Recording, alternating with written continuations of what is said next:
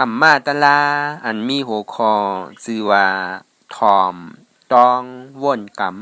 ำข้อไว้มือเหลือน8ปัทมาใหม่10คำปีพุทธศาสนา2เฮง5ปาก64ว่าปีคริสต์วันจันทร์ตี29เดือนจุลปี2เฮง20ข้อไว้ดีวัดอนันตวิปัสสนากรรมฐานกัดกูเว้งตนตี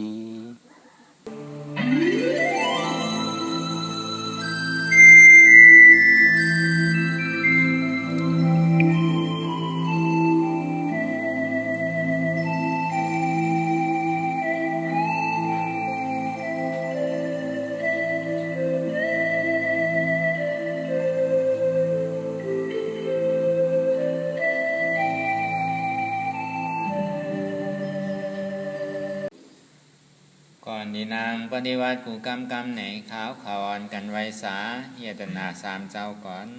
พุทธังที่พุทธาเจ้านั้น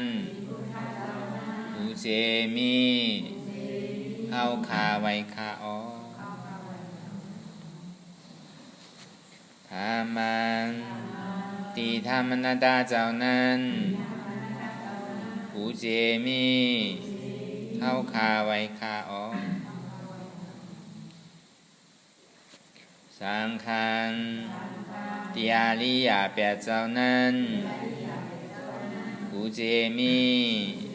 เข้าคาไว้คาออ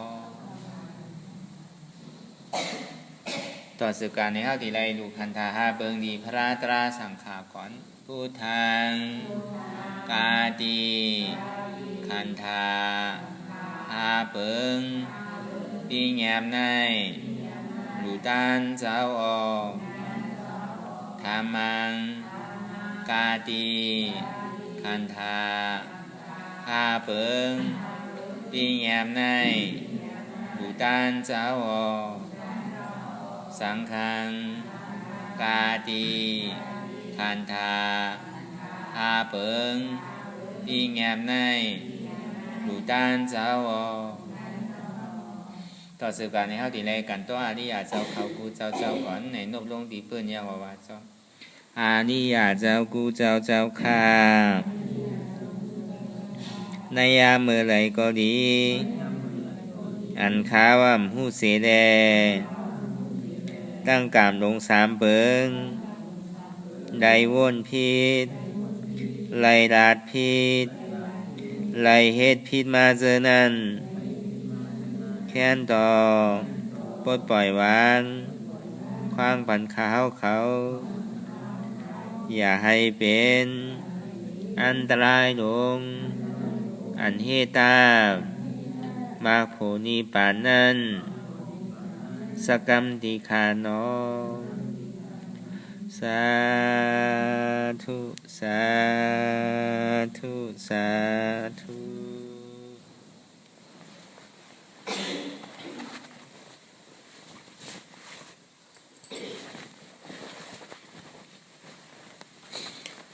รายการนางอนัตตาวิปัสสนาภาวนา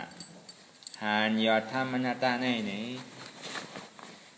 คนดังสุดในก็คือเอานำขากายกดขา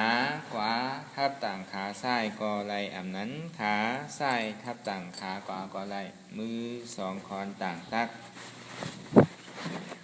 ก็ยาวในไว้ตัวสื่ออย่าไปเคียงป้นตีอย่าไปหย่อนยานป้นตีก็ยาวในเขารับหูเนอเปิดหูยานปิงยาทอมือเข้าใจดีรับตาเนอเปิดตาญาณปิงยาอยากตัวดีมโนวิญญาณใจเดียนหูนั่นอันใดเสียนอันในเดียนมันปอกเกิดขึ้นมานั่นในก็คือเขาปอหมอวนวางเตียบตัดเปียหน้าตาไหลเมื่อนั่งเขาไหลถ่อมเสียงในยินเสียงคอจ้างตื้อกำกับกายโดยวิปัสสนาญาณกับกายโดยรองการปรมัตถะนั่นนะปองว่าเขามีหูในที่ได้หมอถ่อมเย้านี่คือเข้าใจลีอันว่านั่นพอเข้าใจลีเย้านี่ก็เอาอีดเนี่ยเอาอีดเย้านี่ก็จ้างตื้อกำน้ อันนี้ไม่เป็นข้อที่ว่าถ่อมมือเข้าใจดีๆอันว่านั่นกับกายด้วยลายจ้างกรรมครูลายตาดิเฮ็ดวิปัสสนาญาณในปองว่าที่เฮาเลยถ่อมเลยสังที่เฮาเลยรู้เลยสังที่เฮาเลยเฮ็ดอยู่นั่นเลยสังมีอาการโกนอันว่าเนี่ยมันมีอยู่2เปิงน่ะมี2เปิงมีหนังหืออาหารล่าตั้งตัวกับกายโดยการกินที่ได้เลี้ยงโตคันธาในห้องว่าอาหารล่าตั้งตัวก็ในพอมีอาหารล่าตั้งตัวยาวเนี่ยที่ได้มีอาหารล่าตั้งใสที่เข้ามาเฮ็ดอยู่ห้องยามเดี๋ยวในห้องว่าอาหารล่าตั้งใสอิ่มโตยาวเนี่ยที่ได้อิ่มใสเพราะว่าอิ่มโตยาวเนี่ยป้อมอิ่มใสเนี่ยก็ซื่อสารของเก่าก็ว่าตัวเฮาเนี่ยเฮากลุ่มกาหลงตัวลืมคิงไอ้ลุ่มลามันอยู่ดีๆก้วยกากำนึงสุดมาก็ซ้ำที่วางแปบหมดเฮาที่ไรเกิดผิดจงดีว่าลายศาสนาบุญคำพระเป็นเจ้าเนี่ยป้องมานั่นปุญตาดีมาเลี้ยงอาหารราตั้งใสต่อถึงป้อเป็นพระว่าสุดโจปันเสียงกว่าห้องอัศบะเตียนอัศวะสุดเสียงเก่งหายกว่าเปิดสร้างบารมีมาเต็มทนยาวไหนเปิดสัตวะทั้งหมดทั้งเสียงตั้งแต่ก้นตั้งแต่ผีสังทั้งหมดทั้งเสียงคือปอไหลออกมนป่นรอดในขอบตายขอบเกิดนั่นก็เปิดปึงอิงเลยเสียอาหารราตั้งใสเปลี่ยนแห้งใหญ่ก็บอกว่าใจเนี่ยมันพอห้ามตัวมันดีห้ามทิ้งมันดีห้ามหูมันดีเนี่ยพอห้ามทิ้งห้ามปั่นมันเลี้ยงมันดีเนี่ยก็มันจังเฮ็ดถือเฮาอยู่หยาบอยู่กินเนี่ยมันนั่งตีบุญคำพระเป็นเจ้าก็ห่อไว้อยู่ทุกข้าตั้งปึกตั้งโมตั้งเสียงเนี่ยทุกข้าตัวว่านั่นอันอึบหยาบในกินข้าวกินน้ำนั่นน่ะเมียวอันถูกดีกินอยู่เลยทำไรกินอันนั้นเป็นแห้งดีทุกข้าที่สุดว่ะแห้งอันหยาบต้องไม่เข้าแห้งต้องไม่น้ำซะหน่อยในห้องอาหารราตั้งโตมีอันไรดีทุกข้าแตกลองอาหารราตั้งกินไรวะเป็นเพราะว่าเนี่ย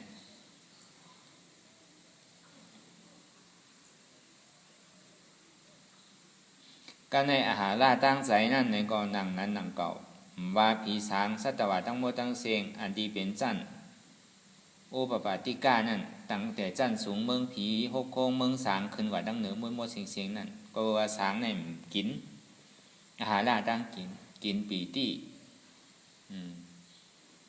กินปีตี้เป็นแห้งใหญ่เอาใจผมจมอยู่ในการจ้างตื้อกรรมสมถะเพราะว่ากินปีตี้ยาวก็อิ่มกว่าเนี่ยช้างเนี่ยเป็นอย่างนั้นเหมือนอย่างผีเขาได้ก็ยังวนว่าใครกินเนี่ยก็มันมาจับตีหิมมือกันเดี๋ยวใครเอามาตีมือเนี่ยสังอันนั้นก็อาซบไว้แต่สังเนี่ยก็มังจั่นเนี่ยก็ป้อใครกินเนี่ยเนี่ยก็เหมือนอย่างแบบไม่ได้สังอาราตั้งกินในสังครึ่งกลางป่อไม้ก็อิ่มกันเดียวเนี่ยยังดีได้กินอยู่หนังเก่าเป็นจั่นผีก็ที่ใดมีอาหารละก็การกินหนึ่งปอกได้มันกลุ่มเป็นปีเป็นเดือนอิ่มไรถึงวันมีขี้มีเยี่ยวอาหารละผีเมืองผีนั่นอาหารละเมืองสางได้ก็มันดูกินเอาแห้งสมาธิสมาธะเอาปีติเอาอารมณ์ก็อยู่ที่ปีติเอาอารมณ์ก็อยู่ที่สุขะอุเบกขาเวทนานั้นก็ให้เธออิ่มกว่ามือไหลมือนั่นวันไหลวันนั่นโดไม่กินน้ำกินข้าวโดดกินอาหารตีบอย่างสีเจอสีรองอันใจเป็นช้างมันก็หนังนั้นหนังเก่าเขาเกิดมาในเมืองโคงกลางเนี่ยพอดีว่าเด้เนี่ยสัตวะตั้งโบตั้งเสียงเนี่ยมันมีหยาดปิงยาหูลีหูไล่เนี่ยตาดีหูจักว่าอาหารตั้งใจว่านั่นหูไล่สองดีว่าหูจักว่าอาหารตั้งตัวก็หนังเก่าหูว่าโดดกินดูคีก็หนังเก่ามีปลายวนแต่ที่มีไปพิงทงแดสัง ตาดีหู้จักลองปิญญาตั้งหู้ยังเหมือนหนังกวนเฮาได้มันมีกันเนี่ยมันก็เหมือนหนังนั้นหนังเก่าหาหน้าตั้งใสเนี่ยมันแมดหล่อนตอนเกเหลือเปิ่นจองดีว่าเสียงเตียนเฮาเลยถ่อมยินอยู่ในห้องว่าอาหาตั้งใสในมันดีเฮ็ดให้เฮามีแฮงกำลังตาดีอันอ่อนหูเฮากว่าตั้งหน้าใจว่าลามยาวกว่าเฮ็ดกว่าใจว่าทางไผทางมันเนี่ยได้เฮ็ดกว่าก็ใจหนังเก่าอันนี้ก็เอากรรมสั่งสอนของบุญคำพระเป็นเจ้าเฮาแหละเอามาสั่งสอนนั่นคือแล้วเฮาบ่ดีเข้าใจง่ายนี่ก็บ่คือมันบ่ป้องความใต้เฮาคือเฮาบ่ถ่อมความใต้คือมันป้องใจง่ายนั่นพอดีว่าเด้ๆนี่ก็ตั้งปึกตั้งโมตั้งเสียงห้องว่าสเปธรรมาอนัตตาในก้อยหนังเก่าในธรรม84,000เหงตั้งแต่สุตันตะ21,000เหงวินัยะ21,000เหงอภิธรรมะ42,000เหงภูบจู่ปองมดเสียงนั่นไหนมีอยู่84,000เหงไหนธรรมดังโมดังเสียงใน84,000เหงโตไหนมันเป็นอนัตตาเฉพาะเสียงก้วยกาดอกไล่อันใดก็เย่าหยากำนึงสุดมาอันดีจี้ในเส้นตั้งกว่านั้นเนี่ยก็มันก็เย่าขึ้นอนัตตาเสียงก้วยหนังเก่าก้วยกากระจวนเฮาดีกาแทบตัดว่ามันเป็นอนัตตานั่นเฮาซ้ำติดถงจับหอยไว้ดีไหลเนี่ยเพราะเฮาติดถงจับหอยไว้ดีไหลเนี่ยเพราะเฮาเกลีที่นั่นเนี่ยตานเฮาตีปองใจว่าอนัตตาเนี่ยก็มันง่ายๆหนังเก่าว่าได้วางง่ายถอมได้ถอมง่ายตานมันดียอมรับว่าตึงปึกตึงโมตึงเสียงเนี่ยมันเป็นอนัตตาเนี่ยมันยอมรับไหลจองดีว่าที่ได้มาจ้างตื้อกรรมคือมันบ่ยอมรับไหลนั่นน่ะว่าอีหยังมันเป็นอีหยังเนี่ยคือเฮาบ่ฮู้หันโตกว่าคือเฮาบ่ยอมรับไหลนั่นมันก็เหมือนหนังนั้นหนังเก่าห้องว่าอาลาตั้งใสก็ในเตียนเฮาเลยถอมยินอยู่นั่นใครว่าสังเต้เพราะว่าก็บอกว่าในเฮามีหูเฮามีตาเฮามีหูหลังเฮามีศพเฮามีตัวเฮามีใจอันเนี้ยเฮามีอลังตาดีกะกล้ากะขายเฮามีเคิงตาดีใจตื้อกรรมตาดีเฮ็ดลองการดีกู้โศลองการตาดีเฮ็ดเฮาออกม่วนป่นดอดในขอกตายขอกเกิดนั่นเฮามีเอาอลังมันจองดีว่าโหคอตะลามันมาอันไรก็มันก็เตื้ออยู่กูก็อยู่นั่นเก่าก็บ่เฮามีหูมีตามีหูหลังมีศพมีตัวมีใจแหละอำว่าก้นยิงอำว่าก้นใจอำว่าผีสางสัตวะทั้งหมดทั้งเสียงที่ไรถ่อมยินคอตะลากว่านี่ก็พอเฮาเอาใส่ใจยอนี่ซ้อมมันสิกะลาอันว่านั่นนึงนี่น่ะที่ไรเฮ็ดก็ผู้หลีก้นแมดธรรมะมีสวยเลยสังโอ้ยก็เฮานั่นเลยสังเฮ็ดก่ออันไรก็จังเป็นก่อนั่นกว่าอันไหนเปิงที่หนึ่งทำลองที่สุดที่ไรเฮ็ดก่อก้นหนีก้นแมดเฮ็ดก่ออันที่สลิดมันเหมือนกันโจนกันเฮ็ดกู้โสตั้งหลีกู้โสตั้งหลีอันมันแมนดอนตอนเกหรือเปิ้นนั่นห้องว่ามันนอกกู้โสที่เฮามาพึกใจอยู่ของยามเดี๋ยวนี้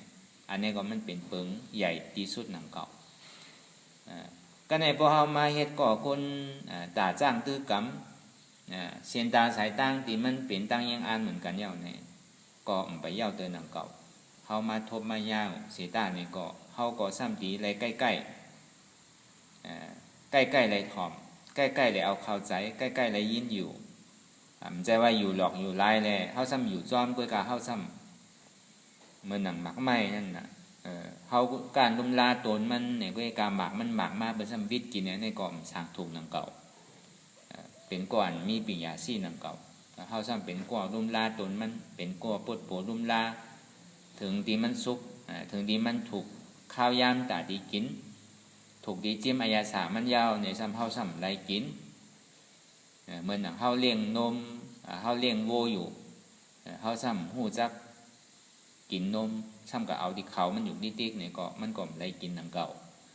ของว่านมโวเนี่ยมันอยู่ที่เตามันหนูเฮาซ้ำกับเอาที่เขามันเนี่ยก็พิษเปิงกว่าหนังเก่าสังว่าไรเฮ็ดก็อันก้นผู้หลีก้นแม่เสต้าเนี่ยก็เฮาก็ซ้ำใกล้ๆไรถ่อมตราเตียนเฮ็ดให้เฮามีปิญญาคือเฮามีตังผู้เอาสุตาใหญ่กว้างนั่นนี่ก็มันก็มีพรดีว่าก็ในพวกเฮาถอมแล้วนี่คือเฮามีปิญญาตังผู้คือเฮามีปลายวนว่า หัวข้อธรรมะตระอันนี้เนี่ยมันเป็นหนังคือเขามีข้อสงสัยเขาที่ได้มีข้อถามอันที่เขาเข้าใจนั่นเขาถามตัวถามใจเขาใจเอาสั่งถูกเอาในก็หลีเพราะว่าเขาสั่งถูกเลยเขามีความลังเลสงสัยมีความถามพิดถามเปิงนั่นในสังก็เขาก็โดดเนี่ยถามคำเดียวนั่นอันนี้ก็เปิงที่สองในเขาถูกดีมีอยู่เขาปัดโบลุ่มล่าอยู่เนี่ยก็เขาก็ถูกดีไล่กินอยู่อายาศาสตร์ตั้งกินนำนมบานบอกคือหมักไม่ที่เขาดูปัดโบลุ่มล่านั่นในทำถึงว่าเขาปัดโบลุ่มล่าอยู่เซต้าเนี่ยก็เขาซ้ำถ่อมเอาโอคอตลาตีอันว่ามันเป็นเมียวไหลมันมีอายาศาสตร์ผ่าได้โขมาเจียมาหวานนะเขาซ้ำได้จิ้มด้วยเนี่ยก็เขาก็ซุ่มอยู่กล้วยหนังเก่าอันในสองก็ในสามมาเนี่ยเพราะเขาได้ถ่อมหมูเซเขาซ้ำถามว่ามันเหมือนหนังเป็นเพ่งเป็นกว้างเหมือนหนังเสียงนกเสียงหนูเหมือนหนังเสียงโวเสียงควายวาอยู่กูวันวาอยู่กูข้าวก็มันก็เหมือนหนังปิวกว่าจอมลมป่องถ่อมตั้งซ้ายป่องตั้งขวาถ่อมตั้งขวาป่องตั้งซ้ายเหมือนหนังเสียงโวไกถามว่ามันในมันเป็นเสียงโวในมันเป็นเสียงไก่ในมันเป็นเสียงรถเสียงกาในมันเป็นเสียงนกเสียงหนูเนี่ยพอเขาเอาใส่เอาเข้าใจก็มันก็เหมือนหนังนั้นก็หนังเก่าเขาถ่อมความในสังเหมือนเขาถ่อมความว่ามันเสียงดีก็กับอดีเปรพรดีมันซ้ำเป็นสังเขาซ้ำหูเมามาวนคนไข่มีใจวนตัวในการเรียนเขาถ่อมนั่นไอ้ก็เหมือนเขาว่าเมื่อหนังเขาว่าถ่อมลองอันนี้มันเป็นตลาดแต่ก็แค่เมิกไหนอยู่กล้วยหนังเก่าเขาว่าผมข้ามพลาดเป็นเจ้าเขาว่านั่นมีหูโดดเลยหมอถ่อมอย่าไปถ่อมอันพิษว่ะถ่อมมันจื้อใจหมันแม่นว่ะเหมือนหนังเปิ้นถ่อมเพ่งความเนี่ยก็อันนี้กับไก่ด้วยอธิเปรพรดีมันนั่นเป็นสังลองความดีมันห้องออกมานั่นเนี่ยมันกับไก่ด้วยตั้งหักในมันเฮ็ดหรือกิเลสสาเฮาเพตื้นอันนี้มันกับไก่ด้วยพิงทุ่งตามสภาวะคือเฮาหมอหักดูลุ่มลาพิงทุ่งเฮาคือเฮาหมอหักโหมตีอยู่ตีเศร้าแผ่นดินเมืองเฮานั่นในสังติ่มไรหญ้าต้นไม้ต้นตอกติ่มไรหญ้านาตีรักฐานดินของเฮาเตียมันเป็นพรดีพระท่องบ่าโคมตัวอย่างอย่าไปยักเผลออันว่านั่นในก็เพราะว่าเพียงความเนี่ยพวกหมอถอมมันเบี้ยวก็มันก็มันจะว่าเป็นอาแปดเสียงหรือกล้วยหนังเก่าพวกหมอถอมเนี่ยก็พวกหมอเอาเนี่ยก็มันก็เป็นน้ำต้นพรดีกล้วยหนังเก่าเพราะอันไรที่มัน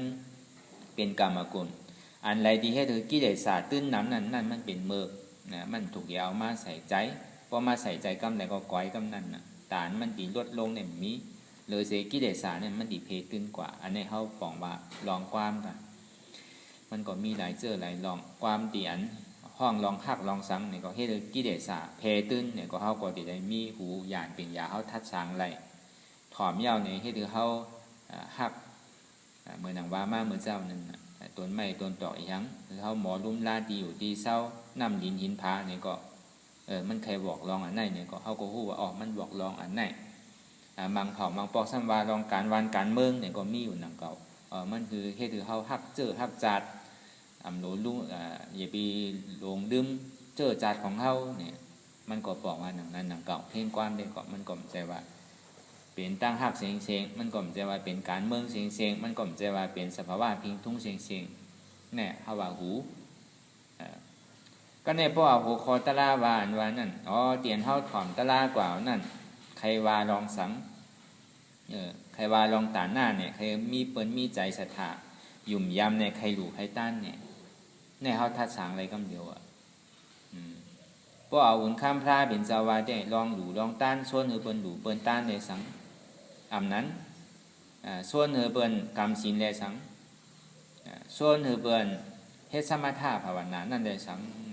สามเปิงสามป้านี่ก็มันเป็นพื้นฐานของผู้ก้นดีอยู่กล้วยหนังเก่า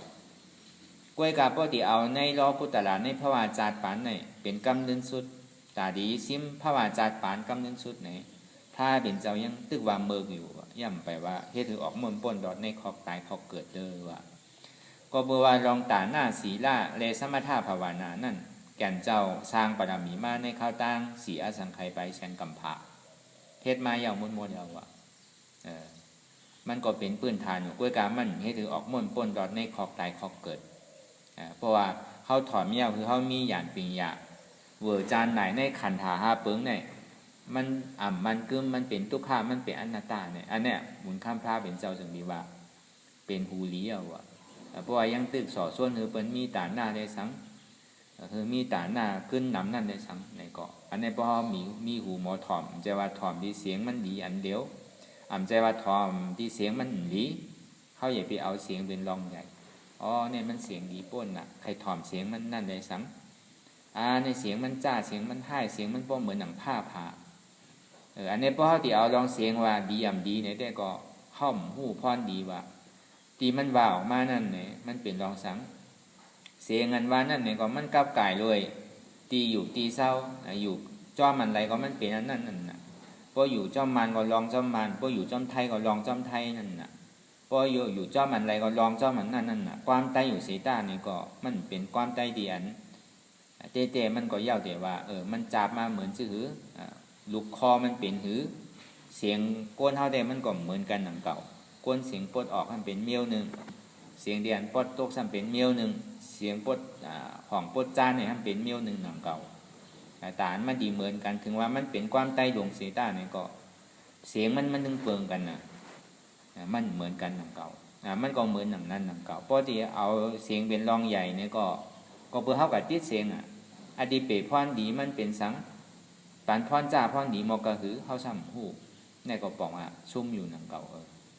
อันนี้พอเขาถอมาเนี่ยเขาหมอถอมาอ๋อเจ้าป้านเนี่ยคนก่อนเนี่ยมันหอกับไก่โดยตาหน้าใครเปิ้นอยู่เปิ้นต้านนั่นแหละสังอ๋ออันนี้มันหอกับไก่โดยศีละสอส่วนเฮเปิ้นกรรมชิ้นนั่นแหละสังอ๋ออันนี้มันหอกับไก่โดยสมถะภาวนามันเคยเป็นจ้างกรรมเป็นสมาธาดีสูงสุดมีหลูป้าอาหลูป้าเป็นที่สุดเนว่าสัญญานาสัญญายตนาใช่ไหมเป็นช้างเป็นดูป้าอาหลูป้าขึ้นกว่าปุ่นอันนี้เขาก็พอเขาถอดไม่ได้เอาหยานเขาวนตัวเนี่ยก็เขาก็พูดอยู่ดีๆว่าอันใดมันเป็นโลกีอันใดเป็นโลกุตละเนี่ยอันนี้พอเขามีหูเจิ่งไหนในห้องว่ายอนี่ซอมานาสิกาละเนี่ยถอมเย่าก็วนด้วยเข้าใจอย่างนี้นั่นน่ะโหคอตะลาตีมันปอมานั่นมันว่ากับไก่โดยสังว่ากับไก่โดยปีเงียผ้าวัดญาท่าอันนั้นก็ว่ากับไก่โดยปรมาท่าปรมาท่าเนี่ยอันนี้เขาตีท่าสั่งอะไรกำเดียวอันนี้เขามีหูก็ตีได้หมอถอมว่าอีปีถอมอันพิษว่ะถอมมันจื้อใจหมันแมนว่ะเพราะถอมมันจื้อใจหมันแมนยาวเนี่ยเอาใจใส่วนด้วยแบบอันนี้ก็พอเขามาทบมายาอันนี้เนี่ยบอกว่าสาม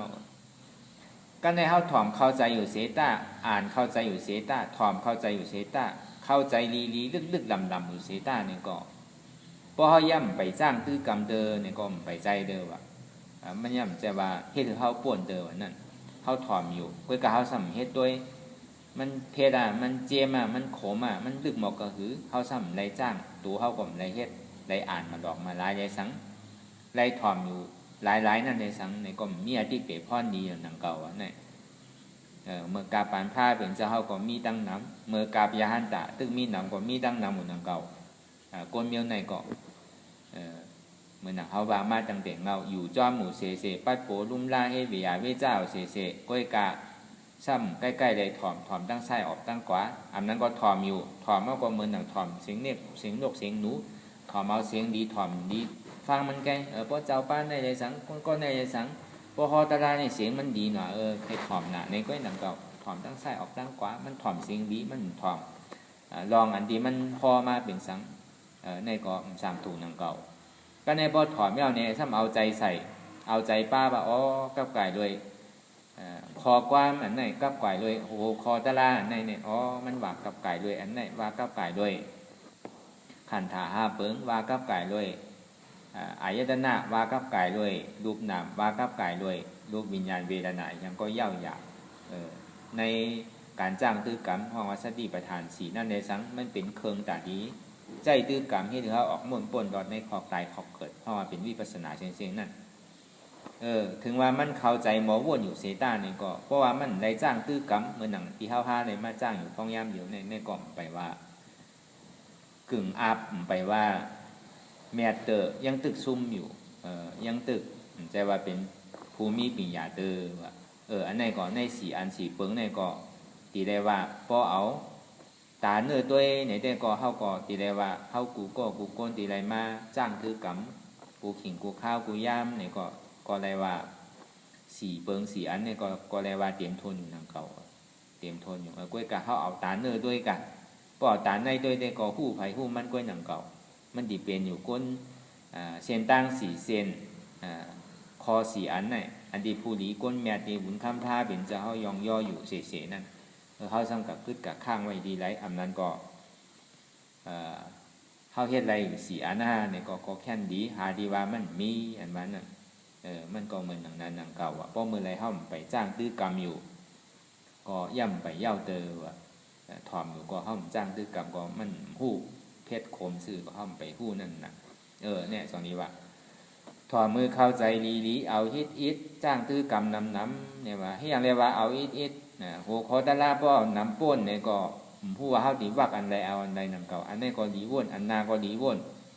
ป้อว่นตั้งออกซ้ำป่องตั้งจานว่นตั้งห้องซ้ำป่องตั้งตกที่ไหนก็ห้ามสั่งถูกนำเก่า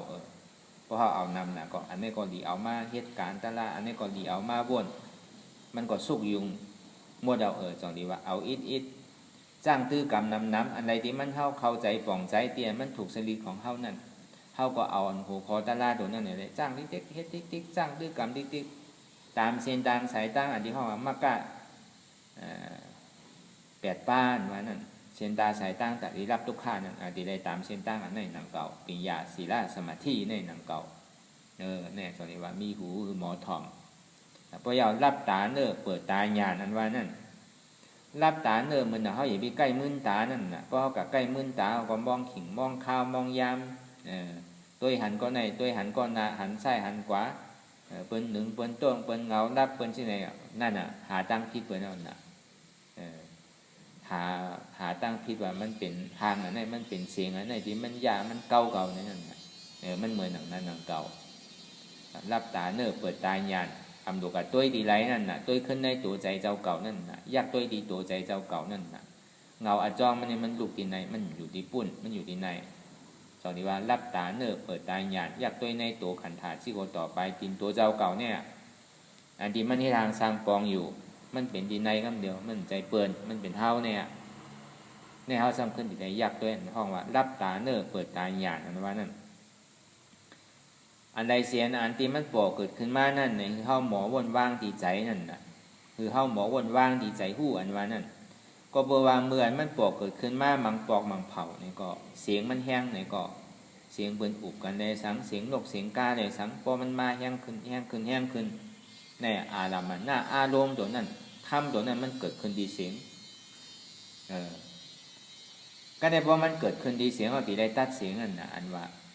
อันใดเสียนอันที่มันปอกเกิดขึ้นมานั่นนี่เขาหมอวางแต่ตัดตีใจหู้อันว่านั่น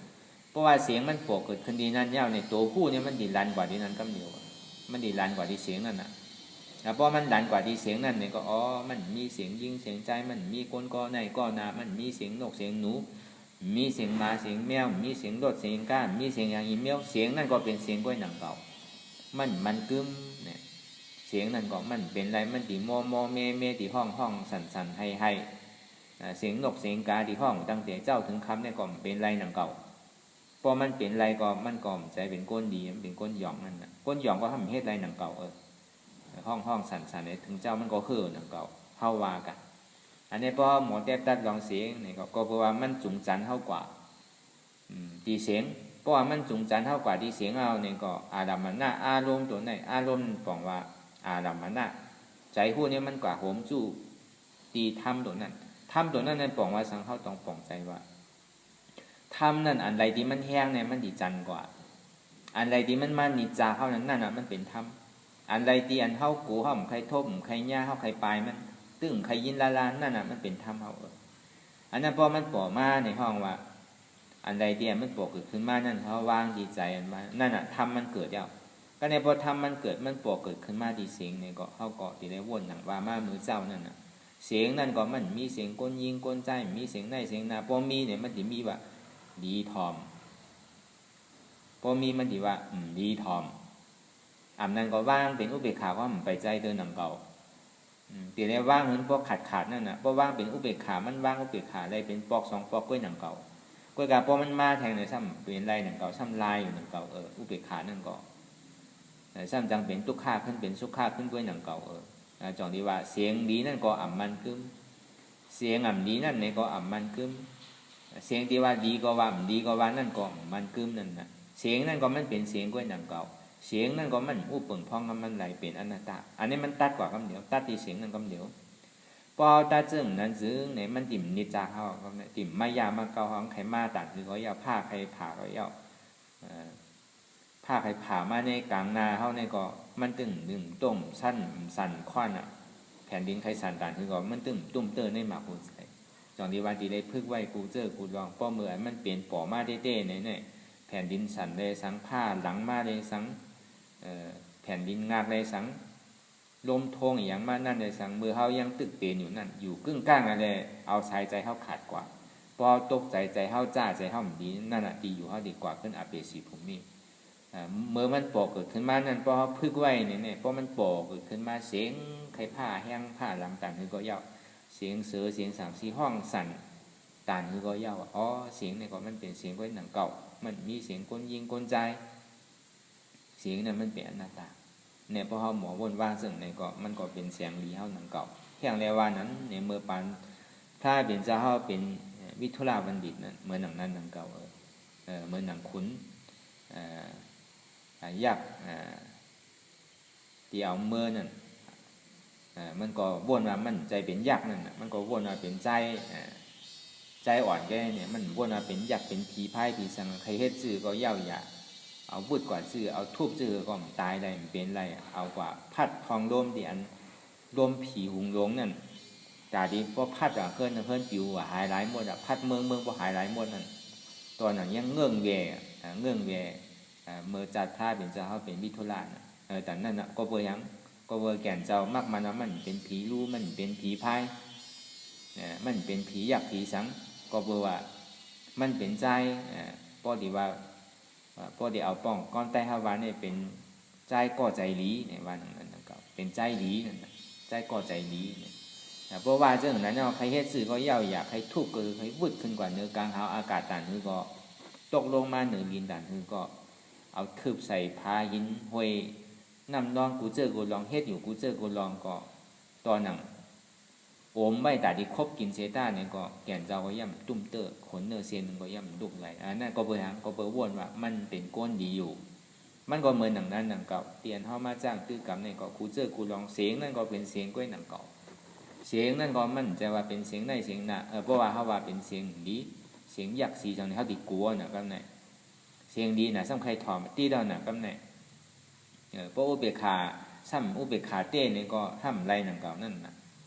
จังดีว่าเสียงนั่นก็มันเป็นเสียงก้อยหนังเก่าเสียงนั่นก็อุปเปิงของมันได้อนัตตาอันนี้เขาก็เป้งกว่าอ่องเป้มันกว่าจังดีว่าทำตัวไรเสียงบางทีมันมาหนีจากเขาเหมือนปกอบมาดังเสียงกำนำได้อันไม่ยากก็เขาในเสียงก็หางมันก็ในตาที่ได้หันทางนั่นก็หนังนั้นหนังเก่าเขาเลยหันทางสังเสมว่าพอเขามักมันว่ามันมีเนี่ยมันดีทางดีทางจ้าทางดีก็ว่าทางนี้ก็ว่าในก็ห้ามใจหนังเก่า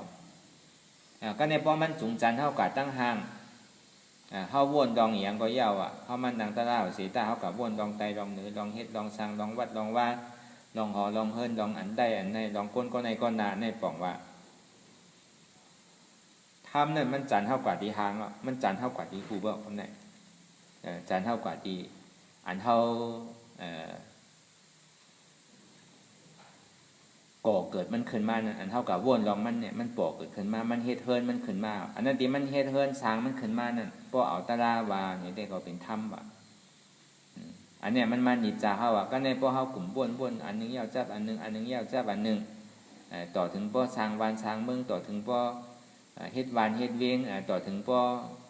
วนกว่าลองสร้างลองเฮ็ดลองสร้างต่อถึงเฮ็ดวานเฮ็ดเมืองเนี่ยกำเนิดสุดมาก็ทำเตะจ้างเงาขึ้นเนี่ยเฮ็ดที่ไหนอยู่ที่กันอันนี้มันหนีจากเขานั่นทำเนี่ยมันห้องเขากัดตัวอยู่นั่นเก่าก็เปิดว่าห้องแทบตัดว่าหางนั่นก็ไม่เป็นหางนั่นก็มันมีหางก้นยิงมีหางก้นใจมีหางนางผี มีหางคุณพิมพ์มีหางอย่างอีเมลนั่นน่ะหางนั่นก็มันเป็นหางมันเป็นโยกเป็นหนามมันมีวาตาอันในอันนามันมีที่ให้เขาจับแปนจับใจติดหอยอยู่นั่นในพอเขาตัดว่าหางนั่นก็มันเป็นหางเพื่อหนังเก่ามันก็เปิงกันเมียวอันหมอโต้งในห้องว่าหางดีมีขันธาเมียวอันหมอโต้งในอันเมียวดีมันมีขันธาในห้องว่ารูปหนามดีมีขันธาในรูปหนามดีมันมีขันธานั่นมันมีอยู่2 เมียวเพราะว่าต้นไม้เนี่ยก็ต้นไม้ที่อย่างไรเป็นต้นไม้มันยาวขึ้นมามีใบไม้ต้นไม้เมียวในต้นไม้หยองต้นไม้อย่างใช่ไหมอันว่าต้นเนี่ยมันเป็นโยกนั่นนะอันจื้อมันนั่นเป็นหนามมันก็เป็นรูปหนามไว้หนังเก่าแต่มันมีอย่างละอันเท่ามามักมันเป็นก้นยิงก้นใจมันก็เปิงกันทีไรก้นยิงมันก็เปิงกันทีไรอันนี้ก็เขาก็ซ้ำขึ้นวนด้วยสัตว์ตะวันนั่นมันซ้ำเปิงกันซื่อพอเป็นเมียวเนี่ยก็เมียวมันมีสื่อนามนไว้ในสังหางยาวตัวไล่หางปอดก็มีอยู่หนังเก่าพอเป็นเสือหนายาวอย่างนี่ก็แปลว่าเสือหางเสือเนี่ยมันเป็นสังสนิวาเป็นเสือหางเมียวเนี่ยมันเป็นสังสนิวาเป็นเมียวก็แปลว่ามันมีลูกหนังนั่นนะเว้ยหนังเก่าเมื่อหนังต้นพริกต้นหมอกต้นสังก็หนังนั้นหนังเก่ามันมีจื้อไผ่จื้อมันหมอกสับปะหมอกก็มันจะว่ามีหมอกเมียวเดียวนั่นนะหมอกเมียวในหมอกเมียวน่ะหมอกในป่องว่ามันเป็นรูปนั่นน่ะหมอกหมอกน้ำในหมอกอย่างก็เย่าแต่อันนั้นแต่เท่ากับต่างซื้อไว้เนี่ยมันเป็นน้ำป้อมต่างเนี่ยก็มันผู้นั่นน่ะก็เลยต่าง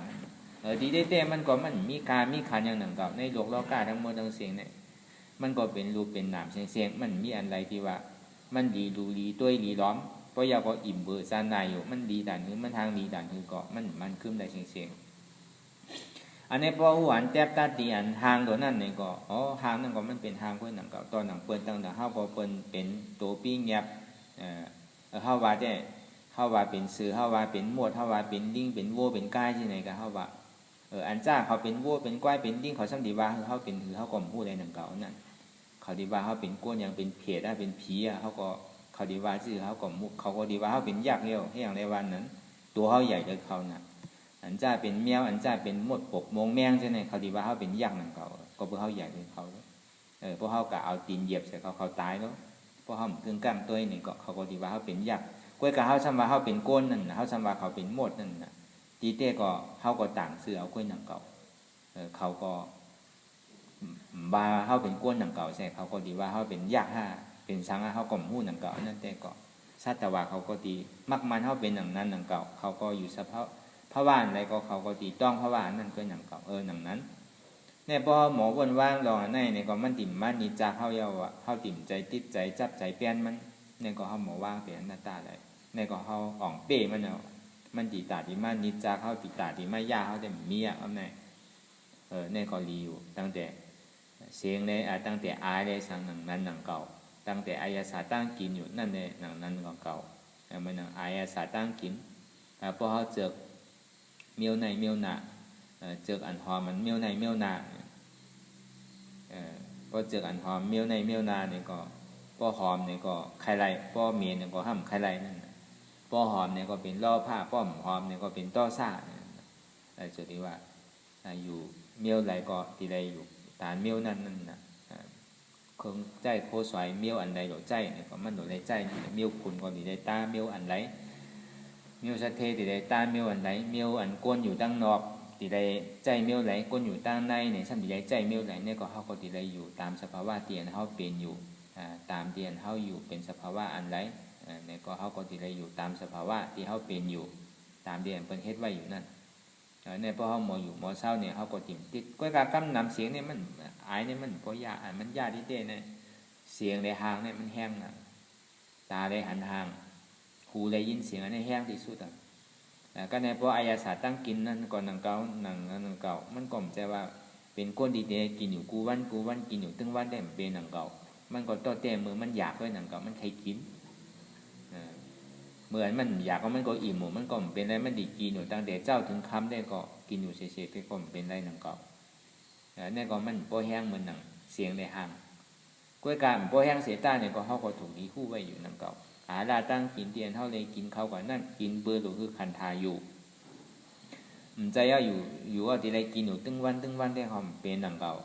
กินน้ำเต้ก็มดีหนังเก่ากินล่าก็หอมดีหนังเก่าที่เกสุดมันเนี่ยก็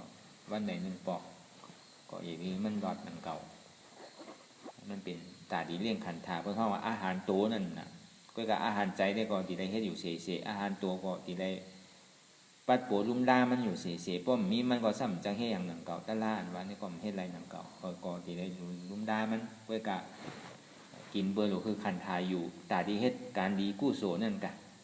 มันจะว่าอยู่แล้วที่ได้กินนั่นกะอันนี้พวกเขาหมอไว้บ้างเนี่ยก็เขาก็หมอเป้ลองกินนั่นไรให้อย่างไรว่าเป้ลองกินไรเพราะว่าเมียวเขาเจอเพชรเนี่ยก็ภาคซ้ำเพชรเนี่ยก็เขาโดดหาเพชรกับมันนะก็ในเมียวเขาเจอเพชรภาคซ้ำเพชรเนี่ยก็เขาก็โดดหมอต้วยหมอกินนั่นไหนอันไหนมันนั่นเนี่ยก็อันใดที่มันมากมันถูกเดือดถูกร่วมเฮาเนี่ยก็กินอันใดที่มันบ่มากมันถูกเดือดถูกร่วมเฮาเนี่ยก็เขาก็ต้วยกินนั่นนะเขาก็โดดมีหยานกินนั่นนะมันจะว่าอยู่ไอ้เย็ดเข้าที่ติ๊กหนังเก่าเนาะเขาก็ได้มีหยานพอเกิดเจียมก็ใส่น้ำไหมพอเกิดมันจางก็แทงเกลือเนี่ยอันนี้เขาก็กินก็เขาหลงหมอมีหยาปิญญาตัวเองกินนั่นนะเพราะเป็นเช่นนี้มันติดนะเขาหลงหมอว่นดองในเขานั่นเขาดิกินอะไรหมอกระหือในนั่นนะอันนี้พอเขาหมอเอาว่นเนี่ยก็มันก็เป็นถ้ำเป็นตะลาเสียงเขาหลงหมออยู่หมอเศร้าหลงอะไรอยู่หมออยู่หมอกินนั่นนะอันนี้ก็เป็นโคตะลาเพราะเป็นเช่นนั้นในลองอาราตั้งกินเนี่ยมันนิจาเขาเราอะใครกินเมี่ยวไหนใครกินเมี่ยวหนักอันนี้มันพอเจอกินคุกใจอะไรตั้งกินอยู่ที่ก็มันสั่งถูกนังเก่าอยู่เรื่องเลี้ยงกับเป็นเพจตายเป็นเพจแปดนังเก่าใครอยากหมักไม่เมื่อในเท่ากับตายเป็นนอนหมักไม่นังเก่าก็ดีโกเพราะว่าจัดปานใหม่เนี่ยเพราะมันสุดก่อนนี่มันใครเปลี่ยนก็เปลี่ยนอยู่ที่กันอยู่ไรตีได้หมอไว้ว่างใสพอเขาแก้ตัดอย่างว่ามาเมื่อเจ้ากินเบอร์หลูอยู่ใจอยู่เบอร์หลูกินเป็นภาวะอันใดก็ตีได้อยู่ตามภาวะกินเมี่ยวนั่นก็ในก็มันอุปเปิงพองงำมันอะไรหนังเก่ามันเป็นอนัตตาก็ในกับไก่โดยลองนุงลองไว้เฮาเนี่ยเพราะอันธรรมดาที่มันใจอะไรเมียวขุนเมียวอย่างไรสังเมียวตั้งในไรสังเมียวสังขารตั้งในนั่นแหละสังมันก็จังมีอยู่ลองโคหนุ่งโคไหวเช่นไรก็ลองเสื้อผ้าโคหนุ่งอันนี้มันดีอันนี้มันดีอันนี้ปีกมันแคบอันนี้ปีกมันแคบเนี่ยก็หมอมีอยู่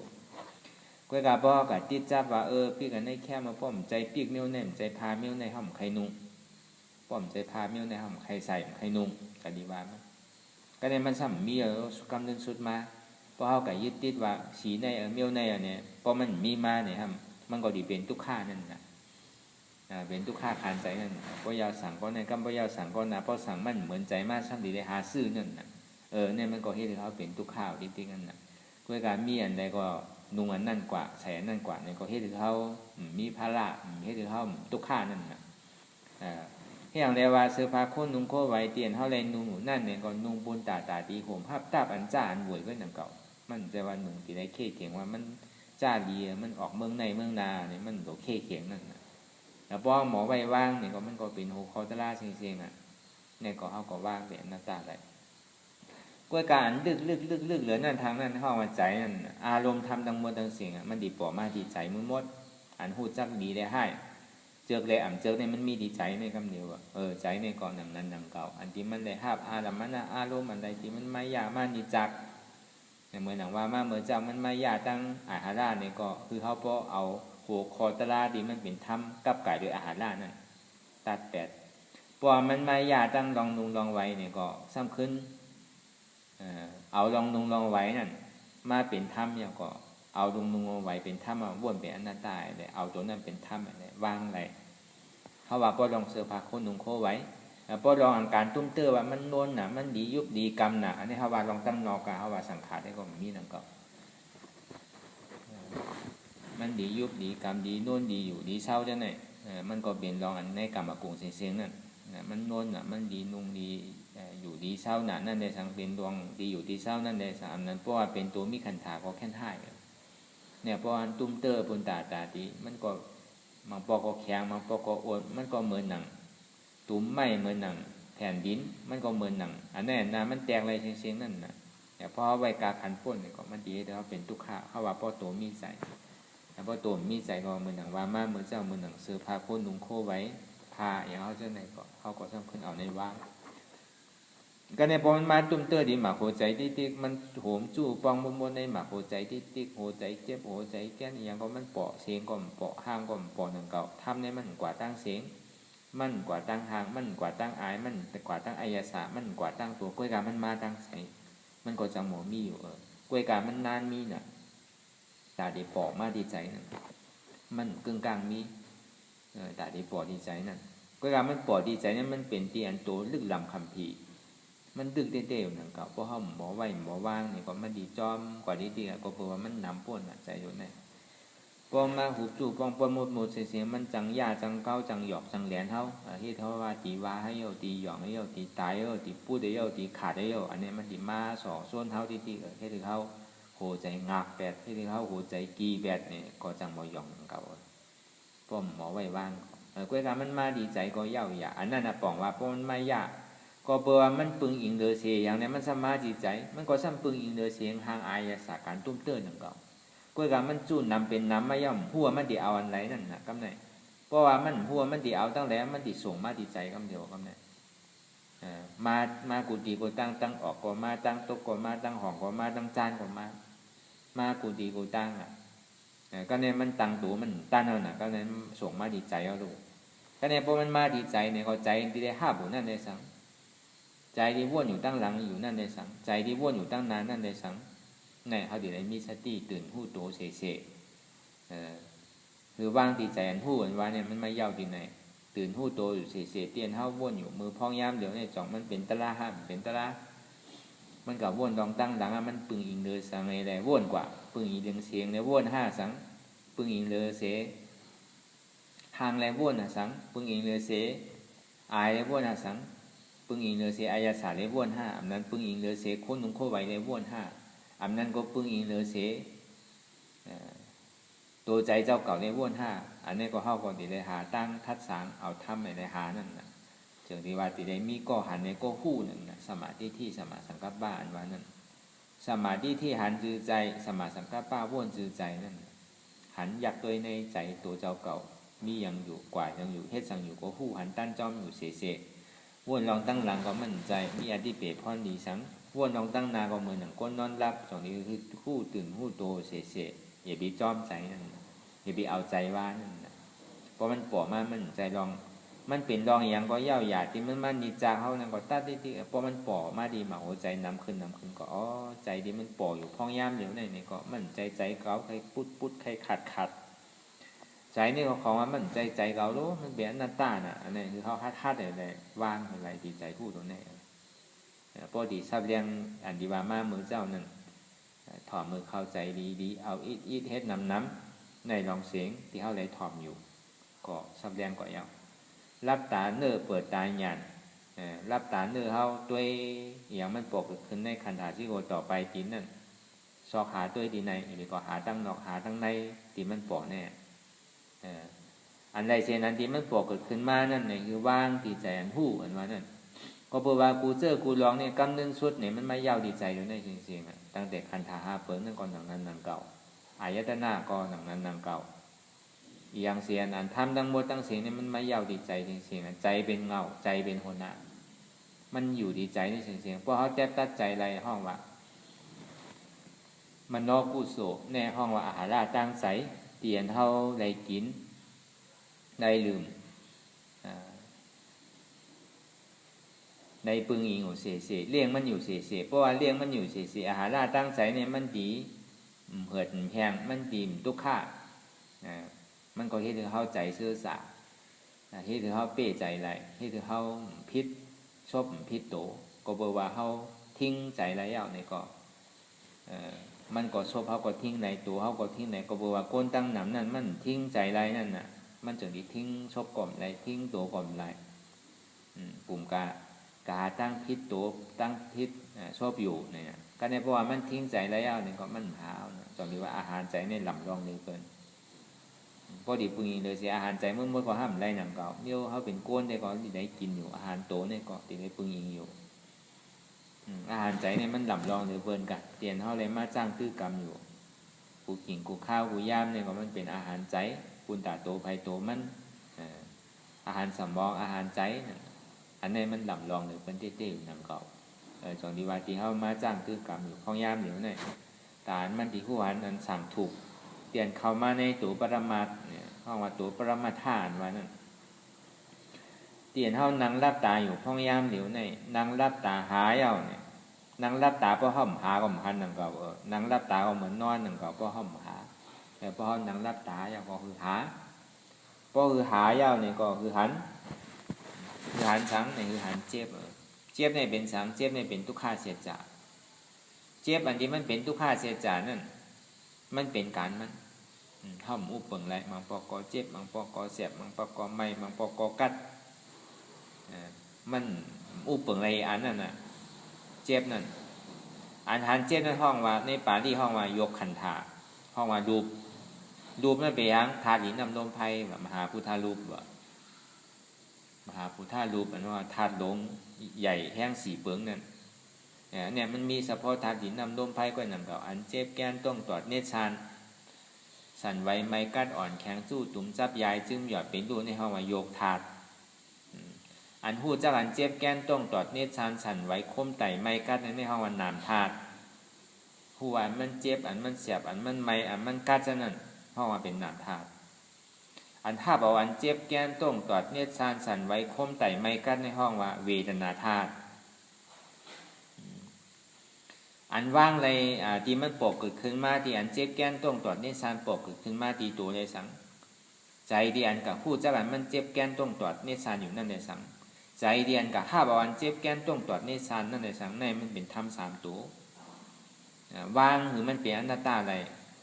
มั่นใจตัวเก่าใจเก่าเจ็บเก่าอันที่มันเจ็บแก้นต้องตรวจในซานปอมันเป็นโยกธาตุอันที่หู้จักเจ็บแก้นต้องตรวจในซานนั่นเป็นนามธาตุหรือนามลมไพ่อันที่ห้าเอาในเจ็บแก้นต้องตรวจในซานนั่นเป็นเวทนาธาตุมังปอกทุกขามังปอกสุขามังปอกอุเบกขาทำสามตัวในอันว่ามันเป็นตัวเก่าใจเก่าเจ็บเก่าเนี่ยมันมีนั่นนะพอดีว่ากำสือมันก็อ่ำใจตัวเก่ามันเป็นยกธาตุอ่ำใจเก่ามันเป็นนามธาตุอ่ำใจเจ็บเก่าเนี่ยมันเป็นเวทนาธาตุมันเป็นอนัตตาเฉพาะเนี่ยในห้องว่าเป็นธรรมธาตุเนี่ยอันที่เฮามาเฮ็ดอยู่เมื่อเดียวเนี่ยเฮาต้องเอาธรรมธาตุนั่นนะธรรมธาตุเนี่ยเฮาจะได้เอาธาตุธรรมธาตุเป็นเปิงลงอะไรวางหรือเป็นอนัตตาอะไรนั่นนะจอนี้ว่าธรรมมีหือหันตัวใจเจ็บนั่นมันเป็นทุกขามีอยู่หือหันทำใจผู้ว่าทุกขาเดียมันปอกเกิดขึ้นมาตีตัวตีใจตีเจ็บนั่นอ่ำใจตัวเก่าอ่ำใจเก่าอ่ำใจเจ็บเก่ามันเป็นอนัตตาอันใจตัวเก่านั่นเป็นยกธาตุอ่ำใจเขานั่นเป็นนามธาตุ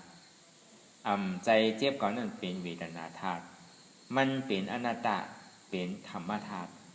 อันนี้เขาถึงได้เอาธรรมธาตุห้องว่าอนัตตาเฉพาะเนี่ยต่อสู้กับรูปวิญญาณเวทนาธาตุสามตัวเนี่ยต่อถึงเพราะมันมีตัวเก่าใจเก่าเจ็บเก่ามันมีธาตุดินน้ำลมไฟไงเนี่ยเพราะวันป่องแจงแรงใจดีๆเนี่ยเขาติมีตั้งคัดฐานเขาติ่มกูเขาติเป็นก้อนกว่าตั้งน้ำขึ้นหลังในเขากูเจ้ากูป้ากูก็กูโกนเนี่ยเขาวนยาวข้าวยามหึงอย่าไปว่าไพ่น่ะอย่าไปว่าเทิงน่ะเตียนเท่าหันเตียนเท่าวนเตียนเท่าวนเตียนเท่าหันนั่นคือมันเปลี่ยนกันกว่าเนี่ยวนต่อถึงเจ็บนั่นปอสุดเสียงเก่งหายกว่า